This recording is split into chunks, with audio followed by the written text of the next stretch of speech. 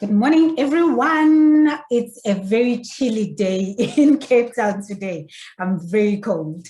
So I am with Devon Brough, breakthrough coach, and he is in Johannesburg. How's Joburg? Welcome, by the way. Joburg is very, very dry, Is it? and you were very lucky in Cape Town that you had the rain in winter. Johannesburg is just dry and cold, Yeah. so it hurts the skin. It is wet and cold as hell. But anyway, I love it. I'm working from home. This is why I love doing what I'm doing, because I spend so much time at home.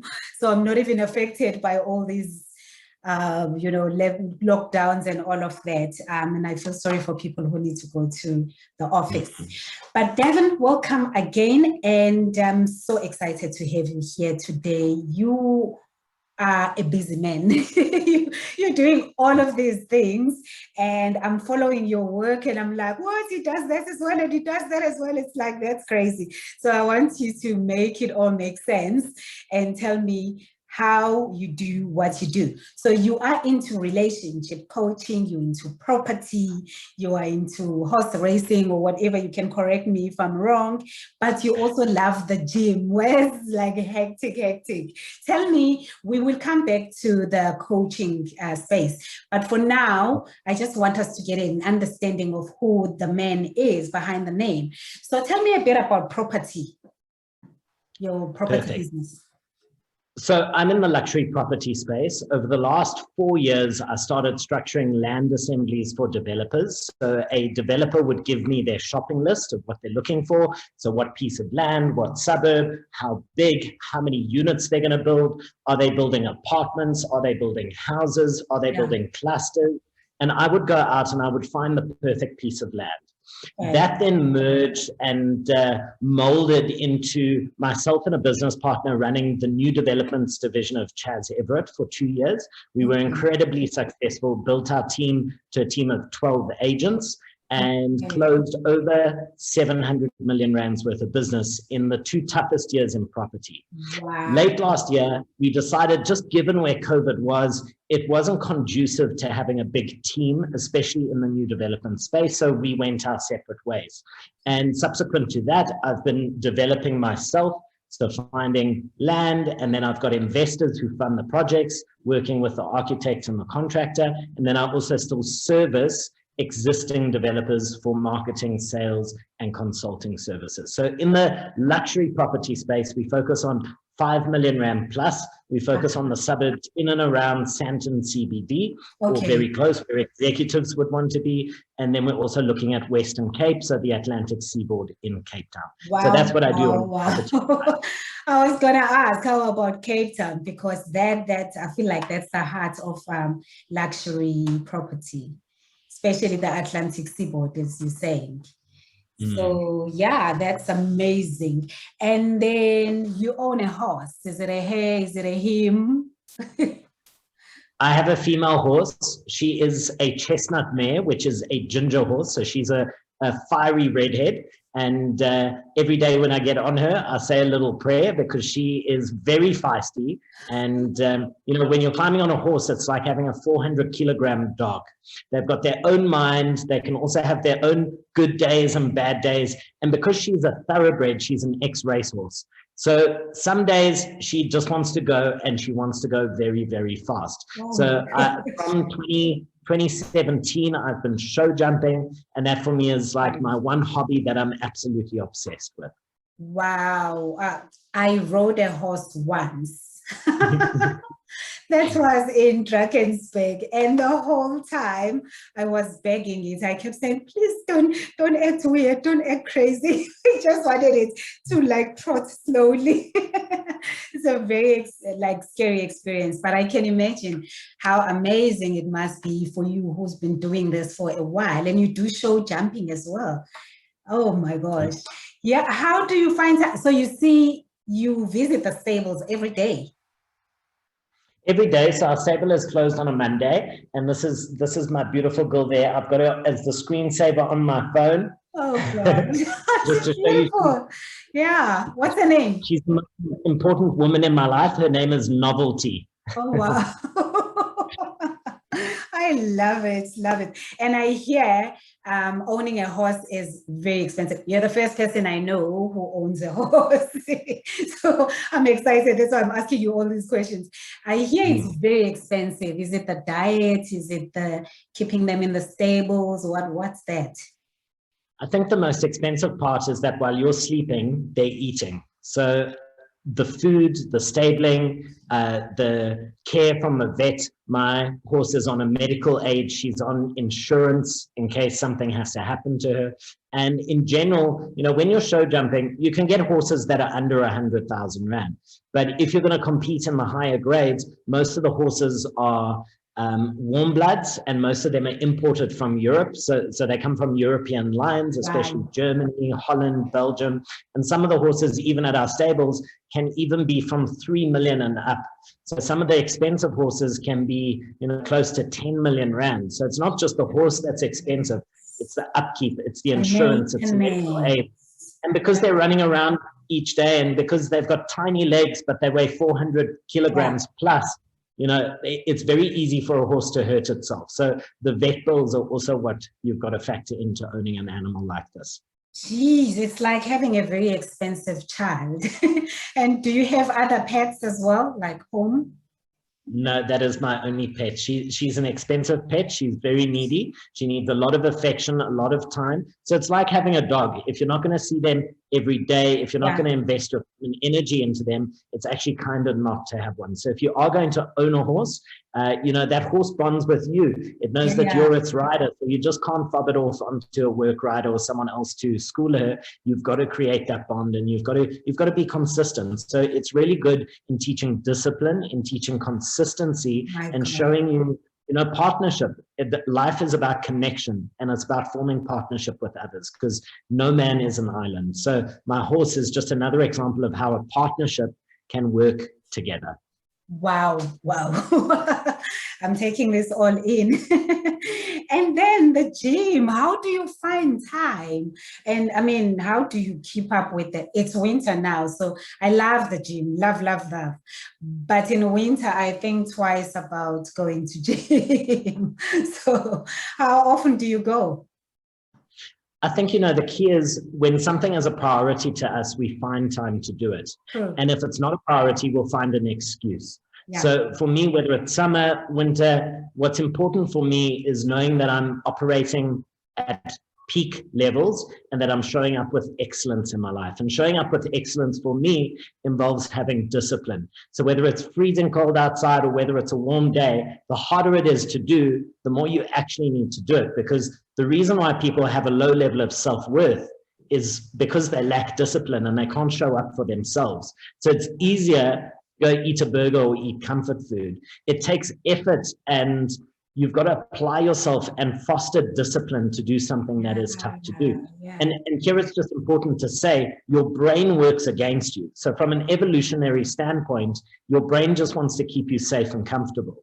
So your brain will talk you into doing things that are bad for you, and it will try to talk you out of doing things that are really good for you. So in the morning when you wake up and your alarm goes off, your brain goes, oh, just hit snooze, 10 more minutes. But now the problem is, as you hit that snooze button, the first thing you've done is you've proved to yourself that you can't rely on you. So what happens is the less discipline you have, the more your self-worth continues to go down until any decision that you set for yourself, any dream, any goal, any vision you have, in your mind, you're going, well, if I can't even get up in the morning and go to gym, how am I ever going to have that hard conversation with my partner? How am I ever going to start that business? How am I ever going to make that cold call? So it's in the little things where we show discipline, we're then gifted with the bigger things. So I train 6 days a week. I've got to take 1 day, full recovery day off, because especially when you're growing muscle, the muscle actually grows when you are recovering.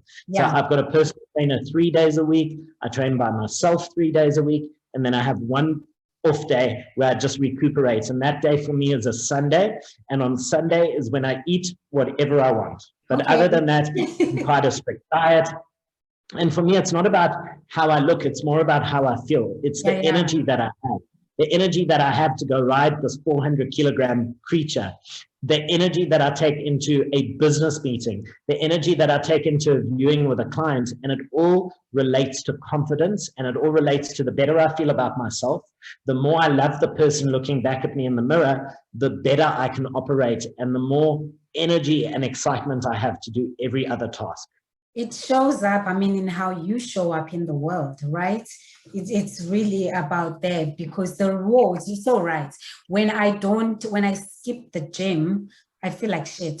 Oh, excuse my language, but it's my podcast. I don't feel good about myself. And you saw, right, before you know it, you skip the next day and the next day. And then before you know it, it's been 8 years since you saw the entrance of the gym. So it really is about discipline and the reward at the end. When you come out of that, you're feeling like so good about yourself. And that is how you show up in the world. So I love that. And it shows in your body too. I was going to tease you and say, gosh, I was praying that he shows up wearing a shirt. Yeah, we can't distract your viewers. I wouldn't be able to ask questions. I wouldn't know where to look. Anyway, so let's move on. Let's talk about relationship coaching. I want to know, why relationship coaching specifically, and how did you get to that? So if you can tell me about your journey to getting there. Sure. So the premise is nobody teaches us about love. Yeah. Our parents might try to teach us about love, but what they say means very little as opposed to what we observe and what we experience. Yeah. So when it comes to love, we learn the most through observation and experience. Now, the challenge is, what happens if what we observe and experience is toxic? What if as a child we have parents who are constantly fighting, or we have parents who are emotionally unavailable, or if there are childhood traumas of abandonment, rejection, betrayal, or even just disapproval? It could even be your parents being hard on you to get better grades, because as a child, you are indoctrinated to be the best at everything you do. So whether it's a sport that you play, whether it's your grades, your parents are constantly pushing you to be the best.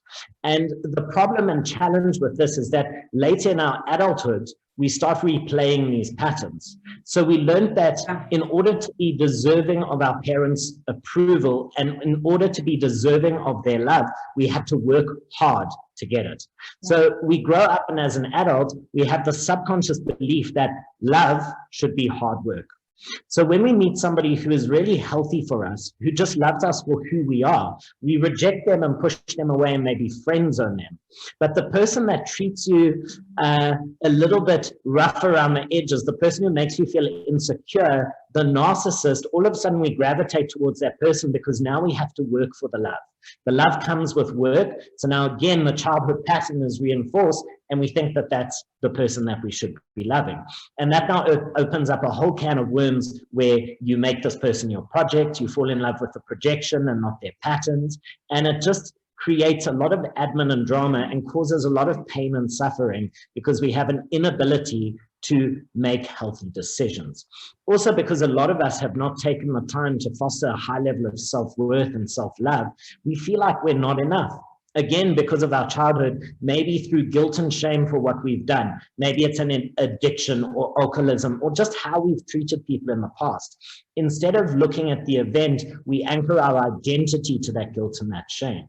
Maybe we're holding on to anger and resentment, possibly towards family members, because they're always the closest to us. Maybe it's an ex-partner. Maybe it's somebody who did us wrong. So we're holding on to anger, resentment, guilt, shame, jealousy, and this keeps awakening a feeling of not being enough. So people need help when it comes to relationships, because unless you are going out there and you're reading the books, you're watching the YouTube content, you're actively becoming a master in that field, nobody's teaching you.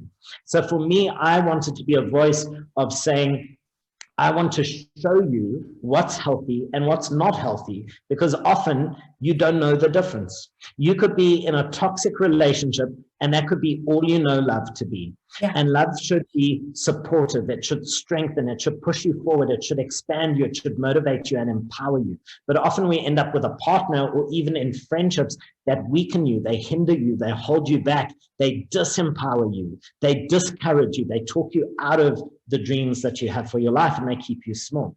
So my whole purpose is to help people to feel less broken, because none of us are broken. We are just sometimes stuck. And the only place we're stuck is up here. So it's not in what we're doing, it's mainly in how we're thinking. Thoughts are the language of our mind, feelings are the language of the body. You have no control of an event outside of you, but you have 100% control of how you think.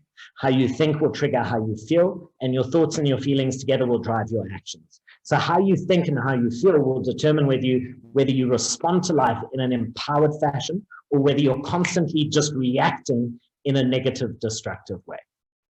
And I mean, it's like you're speaking to me, but thank God you're speaking to the converted here. You're preaching to the converted.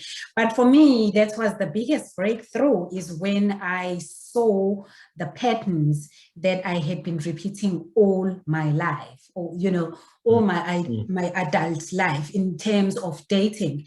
Because I just tended to gravitate towards people who were the bad boy type.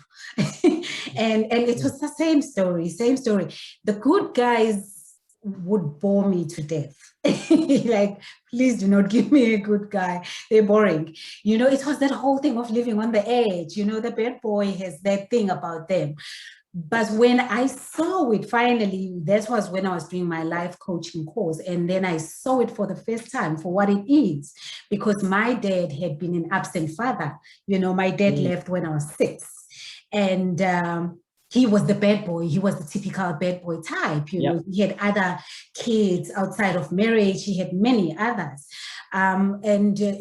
So what I was doing, repeating the pattern, was trying to find my dad. So I was looking for my dad.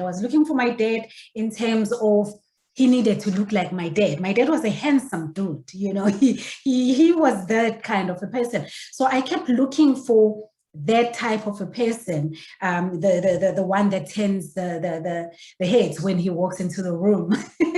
But he's the bad boy type. He's the emotionally unavailable. And it's all because of my childhood, trying to find my dad so that I can fix him. So it was always the people that you want to fix. and if you do manage to fix them, then it gets boring, because that project is done. Then on to the next project. So exactly what you're talking about, I have personally experienced in my life. And I love that you're doing this. And I really pray that the people that you work with will also get to the same breakthroughs, you know, and see it for what it is, and be in a position to change the pattern. So absolutely love that. Tell me about the masterclasses that you're running. So you run masterclasses around the country, right? And Sure. You don't have to go into the nitty-gritty details, but like, what kind of topics do you cover? So I run 2 masterclasses at the moment. The one is a breakthrough workshop. Okay. My book is coming out in September. It's called Get Over It. And over is spelled OVA. And I teach people how to stack ownership, vision, and action as 3 pillars. Ownership, vision, and action, in order to get over pain, obstacles, and challenges that keep you stuck. Obviously, that keep you stuck in your mindset. So the breakthrough workshop is all around mastering your mindset, crafting a vision for your life, and then taking action towards it, where I talk about discipline, letting go of the toxic emotions that don't serve you, replacing them with healthier emotions. That is one workshop. The second workshop is relationship mastery, an intensive workshop. And the core of both of these workshops is just around awareness, because you can't fix or you can't heal what you can't see.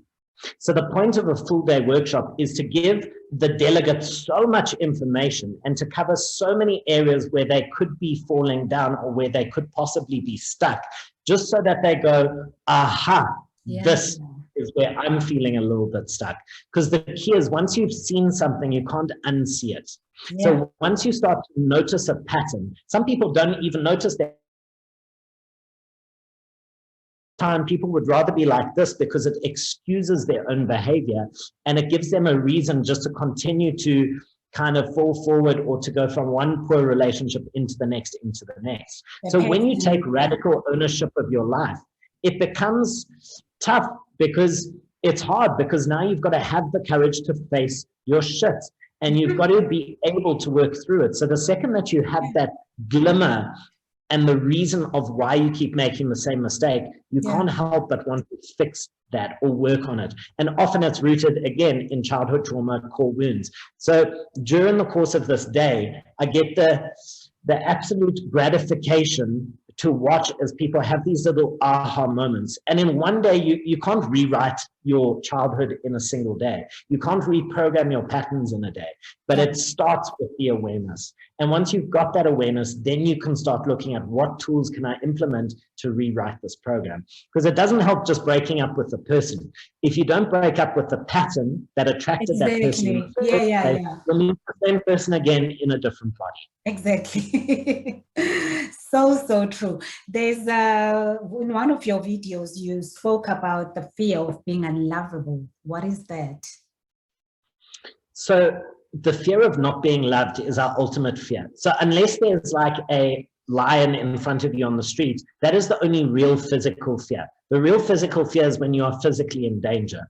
All other fears, the fear of not having enough money, the fear of not being a good provider, the fear of whatever it may be, being judged by others, all feeds into two ultimate fears. The one is the fear of not being enough, or the fear of being inadequate.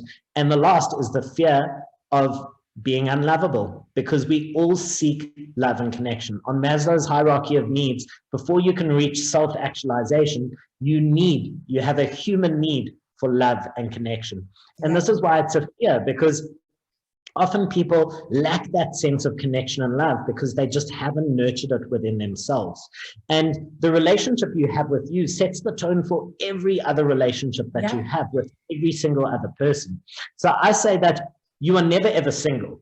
Between romantic partners, you are in the most important relationship you'll ever be in, and that's the relationship with yourself. And this is where you get to learn about who you are. This is where you get to understand that you're a whole-rounded person. So if you think of a pizza that's cut into 12 slices, we focus so much on the pizza slice that is our romantic partner because it just seems to be more delicious and more tasty and has the best toppings. But we focus on that one slice so much that when that slice is taken away, the rest of the pizza has gone stale. And if you look at my own life, I've nurtured balance. So I've nurtured the areas, and I want every other person to look at before you even start looking for a romantic partner. Date when you are full, not to fill. And we've got so many areas in our life: friends, family, career, finances, health, contribution, our spirituality, our growth, our education. There are so many areas that we should be focused on and constantly expanding them and pushing them out. But we obsess about a romantic partner. And why is that? Because it's often easier to escape ourselves and focus on another person than it is to do the inner work. Because inner work is hard.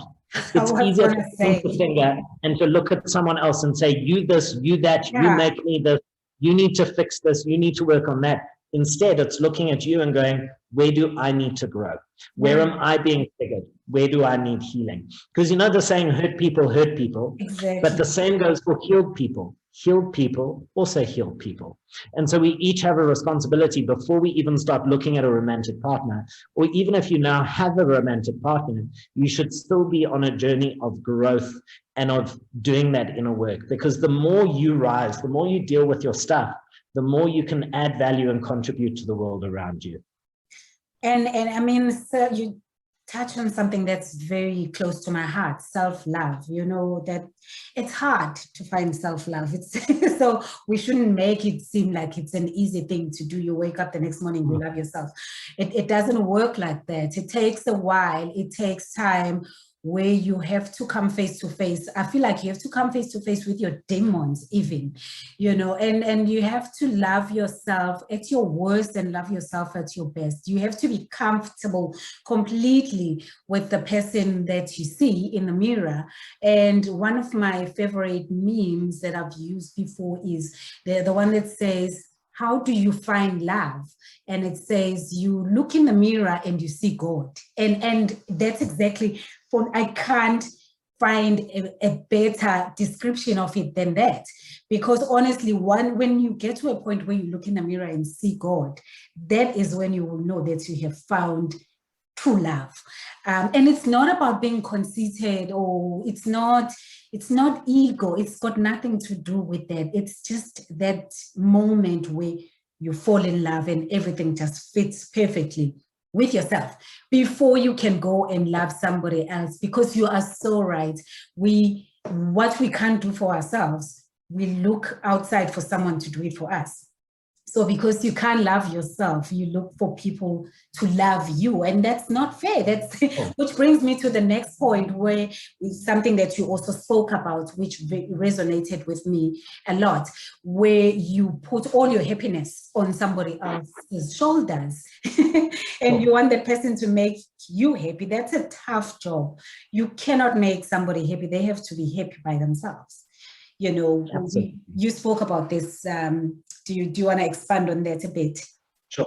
I want to talk just quickly on your last point, because society has taught us the art of self-hatred. When you are born, for your first 12 months as a child, you are taught to run around and to have a voice and to talk. And for the rest of your life, you're told to shut up and sit down. So, and we often point out, if you have children, the best thing you can do is to not anchor what they do to their identity. So we keep getting told that we're bad, we're naughty, we are this. So from a young age, we get conditioned to not love ourselves. We get told constantly how bad we are, but very seldomly do we get built up. And what I really love, Dr. Caroline Leaf talks about this a lot with her own children. She'll say, you are a good boy, but what you did here was bad.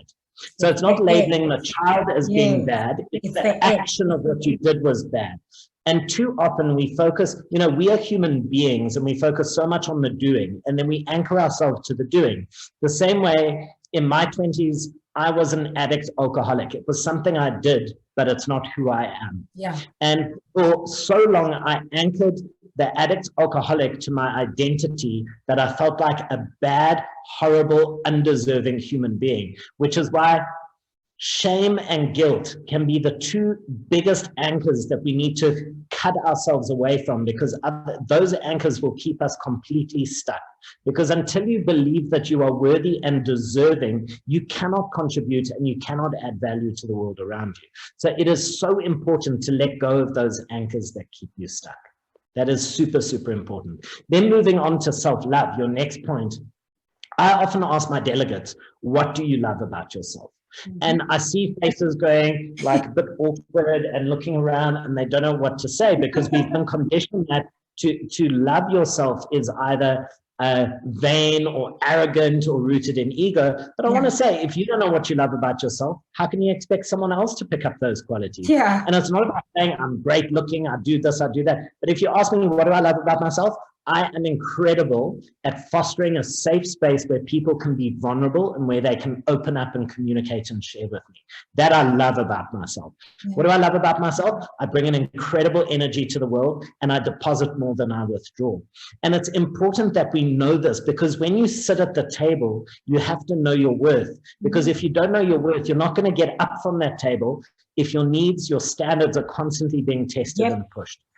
And if your boundaries are constantly being challenged and you don't know your worth, you're going to constantly sit at that table, and you're going to allow yourself to be taken down a road which is inauthentic to who you are and not on the path that you want to be on. And a silly example would be when your friends are having all the tequila shots at 11 o'clock, and now you know yourself, you've got work the next day. A high level of self-worth person will go, guys, it's been a great evening, see you later, catch you on the flip side. And they'll go home. They won't mind. They're not going to have FOMO. We're conditioned, advertisers use the word FOMO, fear of missing out.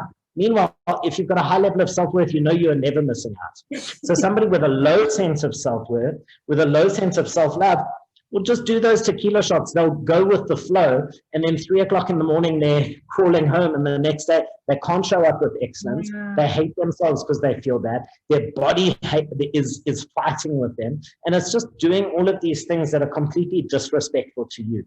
The higher your level of self-worth, the more you respect you, the more you respect your body, the less likely you are to have just random unprotected sex, the less likely are you to do drugs or like drink excessively. And just that gets you into situations that are completely irresponsible.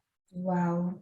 You know, I was saying to a friend of mine, I used to be a people pleaser for the longest part of my life. And so I would do things because I wanted to please, right? Even when I didn't feel like, even feeling like I want to go home. Actually, my bed is calling my name right now, but because I want to please, then I would stay. And I said to a friend of mine recently, I was staying with her for a few days, and I walked into a room and I was like, I am so happy. Today, for the first time in my life, I told someone, I'm not coming out with you. I don't feel like doing it. Instead of making up an excuse, you know, I used to be the girl who would make up some excuse. Oh, I'm not feeling well, you know, fake a cold or something like that. But for the first time in my adult life, I'm able to say, actually, I don't feel like doing it. I just want to stay in bed. And for me, that's being true to yourself. 100% authenticity. If you can't be authentic to you, people pleasers say yes when they want to say no. And that's not doing anyone a service. It's actually, it's being dishonest. In a sense, you're being dishonest to you and to that other person. And as a recovering people pleaser myself, it's rooted in the need to be validated by others. And if you give yourself your own validation, if you know that you are enough, regardless of how you view me or see me or judge me, that is the ultimate level of self-worth and self-love. And the sooner you can realize that, you know, the only two people that you ever have to hold yourself accountable to is your 8-year-old self and your 80-year-old self. No one else matters. And often, like, we see it time and time again on a bigger scale where people will follow in their parents' footsteps. They'll go study law because their father's an attorney. They'll find out middle of their 30s that they hate law and can't stand it. And they were just doing it in order to gain the approval of their parents. And at 35, they then have a midlife crisis and go, I hate what I'm doing. I feel really stuck. And then I always challenge and say, what have you always wanted to do? What is your passion? What is your purpose? Because our parents' purpose is not always going to be our own purpose. But sometimes when we're not clear on our vision, our mission, or our purpose, we'll adopt someone else's. And when we adopt someone else's, we're out of sync with our authenticity and we're not living our best selves. I'm telling you, everything about being authentic, I learned from my daughter, the younger one. She's my greatest teacher. You know, she is the one that we all thought was going to go to varsity and become a lawyer or become a doctor or whatever. You know, she had 6 A's in matric. And she told us, no, I'm not doing it.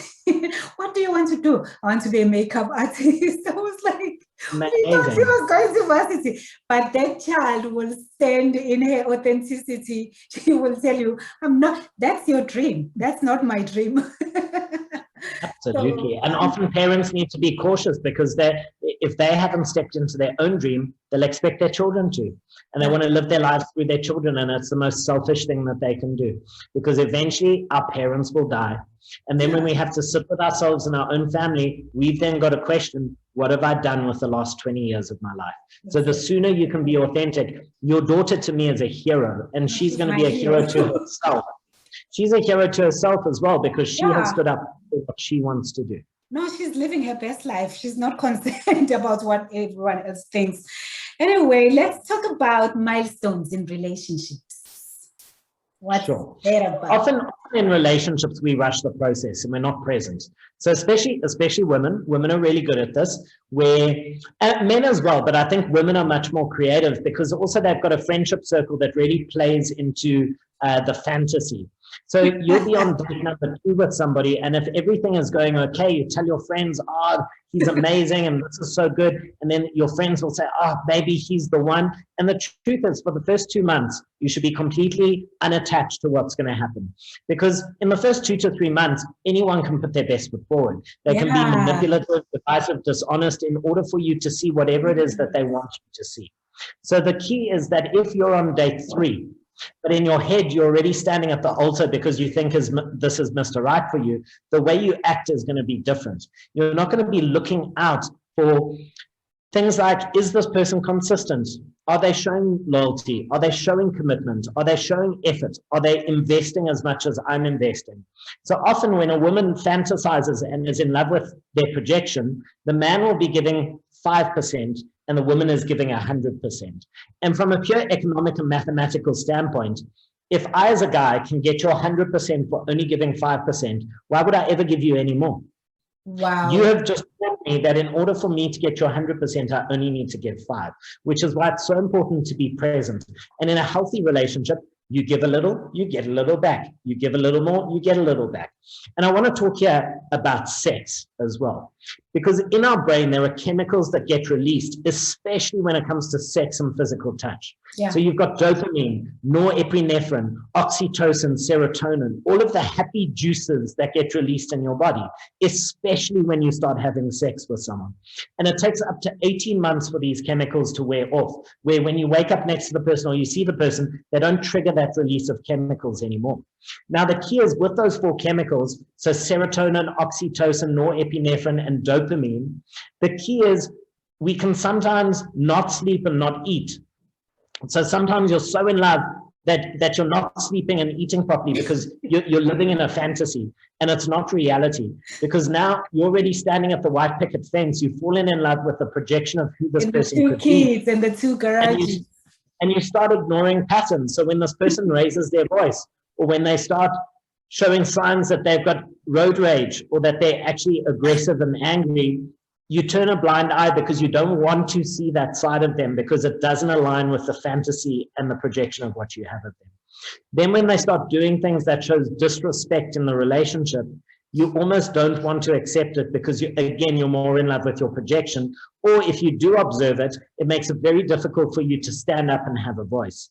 Again, we go back to self-worth and self-love, because if I love myself, if I know that I'm deserving, in that moment that that person talks badly to me, I'll say, sorry, that for me is a boundary. Don't speak to me in that tone. I've done that before with partners who raise their voice to me. So I've got no problem in that moment to communicate immediately. When you have a low level of self-worth, you can't act on red flags. You can't communicate your needs. You can't set boundaries. And if you do set boundaries, you can't actually hold them up. So you might set a boundary of saying, I don't want to have sex before we are in a relationship. And the guy will try and try again and try again. And because he's persistent, eventually you're like, oh, whatever, let me just go down that road. So now you haven't managed to set a boundary, but also you've allowed disrespectful treatment. Because if I've said I want to wait and the person is constantly testing my boundary, it's showing that they lack a fundamental respect for my desires and my needs that I've communicated. Yeah. But the key is the higher level of self-worth, the high level of self-love. You know that this might not be the right person for you. And if this person has to leave your life, or if you have to end it, that's okay. Because you'd rather be by yourself than in a relationship where you feel stuck and where they're not serving your needs. Because what is the cost really? What is the cost of staying stuck in another relationship that takes time, effort, energy, investment, physical input? What is it really worth? So someone with a low sense of self-worth will say, hey, I'd rather be with someone than be with no one. But someone with a high level of self-worth is, I'm not going to settle for a mediocre relationship. I wouldn't pour myself a lukewarm cup of coffee, and I wouldn't stop the microwave popping halfway through it's finished in the microwave. So I'm not going to be impatient, and I'm going to rather wait until I have a love that fills my soul. Not a love that takes and takes and takes and deposits nothing back into me. Devon, I needed you when I was 25. You got me now. All these things you're saying, I'm like, where was he when I was 25? And this is important. This is stuff every 20-year-old actually needs to learn. And it will save them. You can't ever learn someone's lessons for them. And pain is a beautiful experience because pain pushes us to take action. Pain pushes us into purpose. And there's a purpose in pain because through pain we can grow. Through pain we learn. So you can't experience something or learn someone's lesson that they have to learn. But you can equip them with knowledge that when it happens, they go, aha, this is why. So instead of going, he cheated on me because it's me, because I'm not enough and I'm undeserving, it would be, no, he cheated on me because that was his choice and that's his own internal hurt, that's his own internal wounds and trauma that he himself is dealing with. It's got nothing to do with me. And that is so important for people to learn. That how somebody behaves towards you is not a reflection of you. It's a reflection of where they are. And also people don't do things on purpose to hurt us. I want people to understand, because we get so angry how people treat us. Somebody who cheats, let's use that example. That person is not going out of their way to hurt you. That person has such a deep void and so many wounds and hurts that they themselves have not dealt with. They're doing the best they can with the tools that they've got available. And instead of getting angry and resentful, because anger and resentment is going to push love away from you in a new relationship, instead we have to adopt love, compassion, and empathy, and understand that hurt people, no matter how hard it is. But we always want to internalize and say, if only I did this different, if only I did that, if I looked a different way, he maybe would have said no. He would have still left, because it's his own state that has determined how he responded to you. I guess then the tricky part is, at what point do you give up? Because it's one thing to see the red flags and to understand why the person is doing it, and exercise that compassion and all of that, and maybe try and help them see their own patterns, and help them get the help that they need. Let's say, for instance, if you're married to someone who's a sex addict, let's use that as an example. At what point do I walk away? At what point do I help them to get the treatment that they need? For me, that's a very fine line, because I know women who stay in unhappy marriages for years and years, and then the man keeps cheating on them, and they make other people outside the marriage pregnant, and they still forgive and all of that. And to me, the way I look at it, it's just, you obviously haven't found self-love then, because if you feel that he should treat you like that and you should stay in the name of making your marriage work, and then people think, oh, you are anti-marriage, and I'm not anti-marriage, I love marriage. But it's just to say, at what point do you say, this is enough, I'm walking away from this, I don't deserve this, And I like what you've said, because is it the fourth time he cheats? Is it the fifth time he cheats? And the key is, again, you can't learn someone's lesson for them. And sometimes the most beautiful thing that you can gift someone is a consequence, because sometimes the only way that we learn is through consequence. And for me, when I lost the people that I loved, because there was never a financial consequence for me in my addiction and alcoholism, because I was so good at what I did. I was always the blue-eyed boy. I always managed to earn. I never had a financial consequence. The consequence was when people I loved, when they left me and they said enough is enough. And that was a gift. So sometimes we feel like we're giving up on a person, but sometimes the consequence of losing somebody in saying, I'm going to remove myself from this situation. It's your choice whether you work on yourself and change. But again, it's not verbal change. It's not, I love you, I will change. The actions that you've got to see that somebody has actually changed. And the truth is, you can't grow for someone. You can't learn the lesson for them. What you can do is remove yourself so that they have a consequence and a reason, and that they need to feel a level of pain. Because unless you experience a rock bottom, if you are just being, if you are an enabler, just by standing by someone's side, if you allow them to do something again and again and again, you are teaching them that it's okay.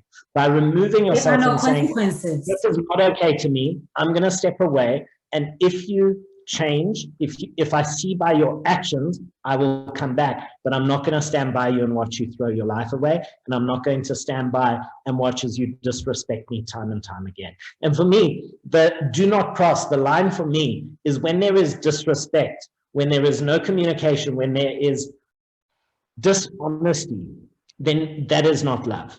Love is not control. Love is not possession. Just because we are married does not mean you own me. Ever. You never own another person.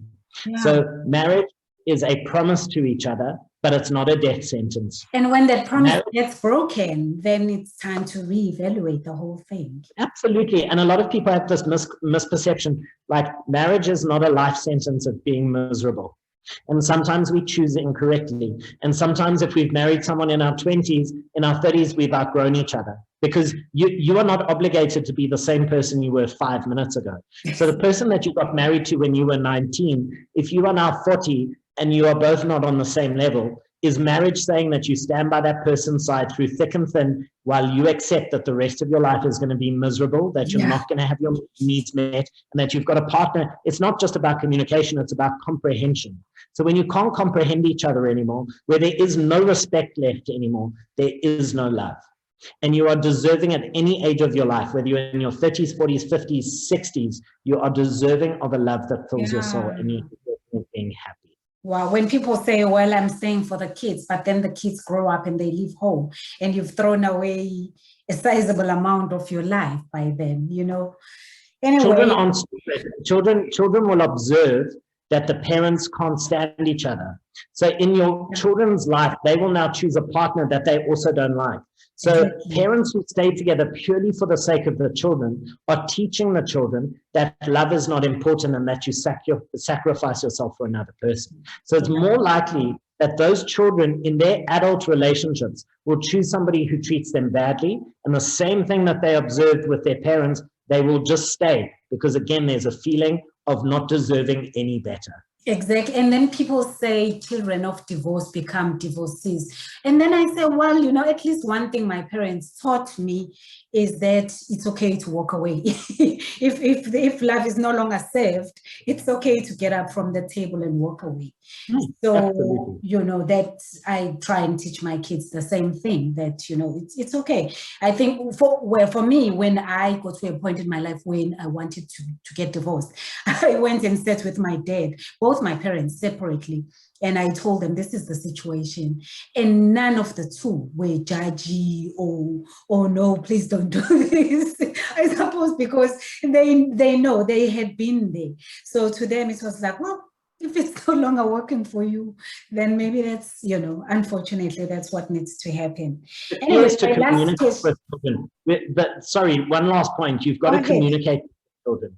If we treat children like they are these young beings who have zero comprehension and don't understand, then we always leave them to make up their own minds. So the best thing you can do as a parent is to have grown-up conversations with your children and to say, this is what's happening and this is the reason that it's happening, and we're doing this so that because we each deserve to be happy. And if we can't amplify each other's happiness, and if we can't create our own happiness while we're together, then we need to be apart.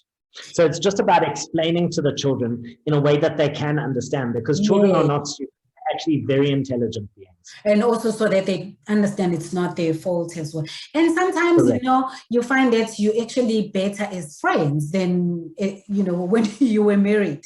It actually works out better when you are friends. Absolutely. So, yeah, my last question, do you believe in the whole concept of soulmate? What are your thoughts on that? I believe that we have multiple soulmates. There are multiple people that we connect with where just you can feel connection. So for me, there are 3 C's when it comes to dating. There's chemistry, and this is often the first thing that we feel. We feel a chemical attachment to someone. There's compatibility as the second C, and then there's connection. The chemistry can be developed over time. Connection is either there or it isn't. So you can't grow connection. Connection's either there or it's not. I feel that it is very limiting to think that there is only one person, that there is this one soulmate, this one being. And this comes from a sense of lack. So if I'm now in a relationship and someone's not treating me right, it creates fear. It's like, but what if this is my one person? Maybe I should just settle with this crappy treatment because maybe this is my soulmate. So I find feeling that there's one human being for us, it minimizes the narrative. And whenever we minimize the narrative, we feel stuck. So if I use words like always, never, only, it limits the narrative. So if you've had a breakup and you say, but this was the only person for me, you're going to suffer unnecessary. And the truth is, that's not fact. That is what you think at that moment. But now what happens post-breakup is you have to fall in love with possibilities. Because there are so many people that you could love in different ways. Maybe you're not going to meet that same kind of person that you fell in love with, A, B, and C characteristics, but you'll meet another person where you fall in love with D, E, and F. So they treat you in a completely different way. Maybe one is a high-powered businesswoman, maybe another is a complete creative and a soulful being. And you could fall in love with both, because with the businesswoman, you fall in love with that ambition, that drive, that sense of striving and progressing and growth. And with the soulful creative, you fall in love with other parts of that person, grounded to nature, feeling, sensing, and different people can bring out different parts of you. And if I think of all of my partners, they are all so different, but I've loved them for who they are. And that is the key. Sometimes, Yeah, I do not believe that there's just one for us. There are millions of people out of 7 billion that you could connect with, and where you can foster chemistry, compatibility, and connection. Love that. And sometimes your soulmate is your horse, novelty. I mean, it doesn't have to be a romantic partner. It can be I don't know, your dog. It can be, other people. So I like what you're saying. So I think I want to bring this to a close. We have so much to talk about, but clearly not enough time to discuss these topics. What's next? What are your future? Where are you going in terms of your coaching space?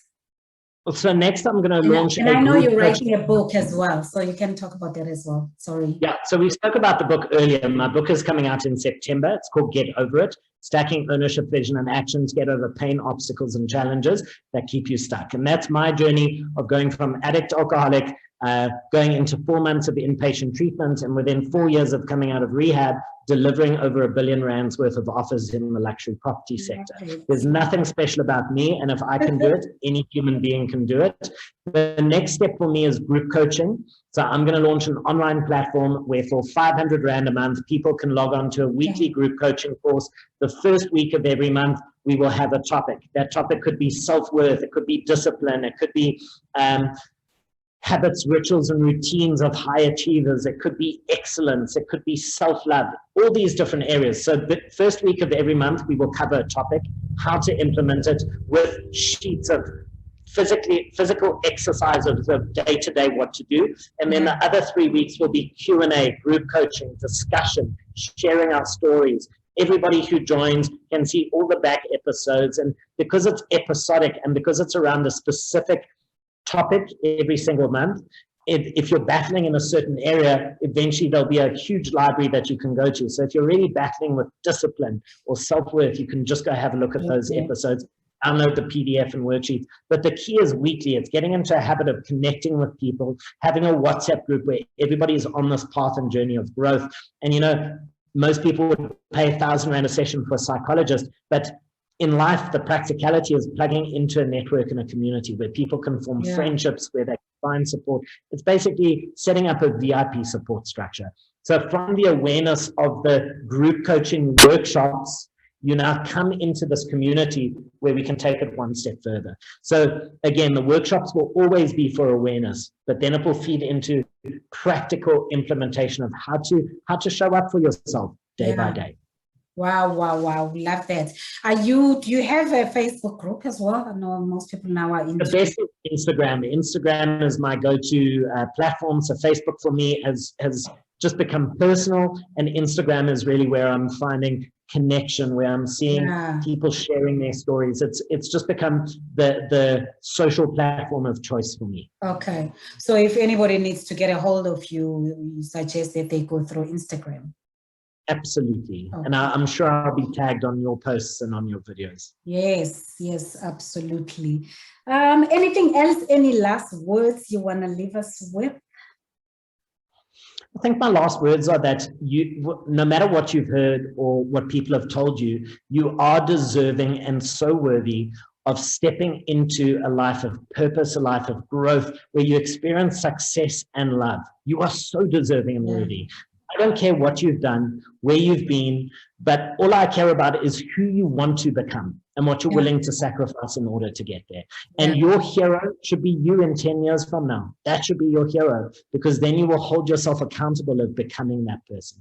And for everybody watching this video, I want you to think, who do I want to be? What legacy do I want to leave? What experiences do I want to have on this planet? It's not about the things that you have. It's about your contribution and the experiences that you leave for generations. And it's about growth. That's very important, like comparing yourself to a previous version of yourself. So where are you now in relation to the person you were 5 years ago? And where are you going? So at least that's where you can see true growth, I think. With all of this, do you sleep? I sleep so well. 8 o'clock, I'm in bed. 8:30, I'm lights out. I'm up at 4:30 in the morning. So I'm an early morning person. I go to bed early. I wake up early. For me, that just works. So sleep, very important. I even have a nap in the afternoon. Most afternoons, a nap before I have my meal, before going to gym. So the key is, it's not about working hard, it's working smart. And if you allocate time slots, if you break through the clutter, the time that you would spend scrolling through mindlessly on Instagram, the time that you would spend playing games, if you allocate that time. I don't watch TV. I don't listen to radio. Netflix. I don't consume media. So Netflix, I will watch if there's a series that absolutely taps into my passion. Okay. So I watch YouTube. On a Sunday, I will stream Stephen Furtick from Elevation Church. I will watch Lewis Howes, The School of Greatness. When I'm consuming content, I'm not a consumer, I'm feeding my soul. So any content that comes in is for me feeding mind, body, and soul. So it's not just passing time. It's not sticking on a series and watching 5 episodes in a row and just zoning out. I don't need to escape. I have a plan, I have a vision, I have goals, and I'm dead set on achieving them. So I'm absolutely brutal when it comes to allocating my time and working smart, not hard. Someone said, my goal is to build a life I don't have to escape from. Sounds like that's the life you are building for yourself. Devon, I'm so honored. This was so much fun. I loved talking to you, and I resonate 100% with your message. So thank you for taking the time to spend time with me and share with us your wisdom. It's an absolute pleasure. From me and the herd here up on my wall, my little mini herd. Have a beautiful, beautiful week. Beautiful. Thank you so much. I love it.